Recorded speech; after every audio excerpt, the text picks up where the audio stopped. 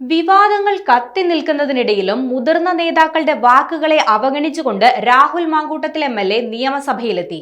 ഇന്ന് പുലർച്ചെയോടെ അടൂരിലെ വീട്ടിൽ നിന്നും ഇറങ്ങിയ രാഹുൽ സുഹൃത്തിന്റെ വാഹനത്തിലാണ് നിയമസഭയിലെത്തിയത്. സഭാ നടപടികൾ തുടങ്ങിയതിനു ശേഷമാണ് രാഹുൽ നിയമസഭയിൽ എത്തിയതെന്നതും ശ്രദ്ധേയമാണ്.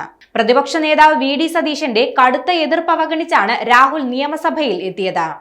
നിയമസഭയിൽ പോകരുതെന്ന് രാഹുലിനോട് ആവശ്യപ്പെടണമെന്ന് ഒരു വിഭാഗം നേതാക്കൾ പറഞ്ഞിരുന്നു. പ്രതിപക്ഷ നേതാവും രാഹുൽ നിയമസഭയിൽ എത്തുന്നതിന് പരസ്യമായി എതിർപ്പ് അറിയിച്ചിരുന്നു. ഇതെല്ലാം മറികടന്നുകൊണ്ടാണ് രാഹുൽ മാങ്കൂട്ടത്തിൽ ഇന്ന് നിയമസഭയിലെത്തിയത്. രാഹുൽ മാങ്കൂട്ടത്തിൽ നിയമസഭാ സമ്മേളനത്തിനെത്തിയാൽ പ്രത്യേക ബ്ലോക്കിൽ ഇരുത്തുമെന്ന് സ്പീക്കർ A.N. ഷംസീർ നേരത്തെ തന്നെ അറിയിച്ചിരുന്നു. പാർലമെന്ററി പാർട്ടിയിൽ നിന്ന് രാഹുലിനെ സസ്പെൻഡ് ചെയ്തതായും പ്രതിപക്ഷ ബ്ലോക്കിൽ നിന്നും മാറ്റിയിരുത്തണമെന്നും ആവശ്യപ്പെട്ടുകൊണ്ടുള്ള പ്രതിപക്ഷ നേതാവിന്റെ കത്ത് കിട്ടിയ സാഹചര്യത്തിലാണ് ഈ തീരുമാനമെന്നും അദ്ദേഹം കഴിഞ്ഞ ദിവസം പറഞ്ഞിരുന്നു. 15ാം കേരള നിയമസഭയുടെ 14ാം സമ്മേളനത്തിനാണ് ഇന്ന് തുടക്കമായത്. ഒക്ടോബർ 10ാം തീയതി വരെയാണ് സഭ ചേരുക. 3 ഘട്ടങ്ങളിലായാണ് സമ്മേളനം നടക്കുന്നത്.